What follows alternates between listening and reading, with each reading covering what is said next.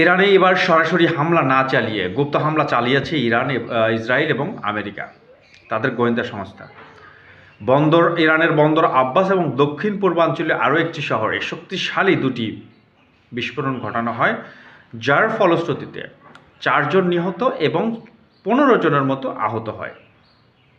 যদিও সরকার এটাকে সরাসরি অস্বীকার করেছে যে এটা বৈদেশিক বা বহির্বিশ্বের কোনো দেশের হামলা, কিন্তু এটা ধারণা করা হচ্ছে যে এই যে হামলাটা হয়েছে, এই হামলা হয়েছে ইরানের রেভলিউশনারি গার্ড কর্পসের নৌ কমান্ডার, যেটি শক্তিশালী একজন নৌ কমান্ডার, তাকে লক্ষ্য করে।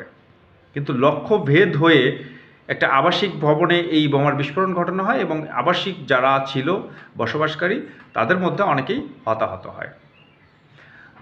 মানে এই প্রেক্ষিতে ইরান স্পষ্ট জানিয়ে দিয়েছে তারা যুদ্ধের জন্য সরাসরি প্রস্তুত, এবং আমেরিকা এবং ইসরায়েল যদি চায় সেক্ষেত্রে আলোচনার দরজাও তারা খোলা রেখেছে। এই কথাই স্পষ্টভাবে বলেছে মিশরের প্রেসিডেন্টকে ফোন করে, কারণ মিশর আমেরিকার সবচেয়ে ঘনিষ্ঠ এই মধ্যপ্রাচ্যে তাদের মিত্র। ফাত্তাহ আল সিসিকে জানিয়েছে যে ইরান কিন্তু যুদ্ধের জন্য প্রস্তুত এবং আলোচনার জন্য প্রস্তুত। এইখানে আমেরিকা অবশ্যই তারা ইরানে সরাসরি হামলা চালাতে যেহেতু ভয় পাচ্ছে, সুতরাং তারা গুপ্ত হামলা শুরু করেছে।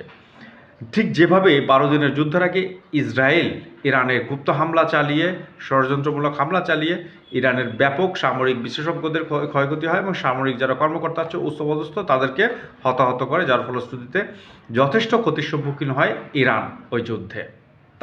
পরবর্তীতে ইরান কিন্তু ঘুরে দাঁড়িয়ে পাল্টা আঘাত হানে। আশা করব এবারও ঠিক সেরকমই হবে। ধন্যবাদ, ভালো লাগলে অবশ্যই সাবস্ক্রাইব করবেন।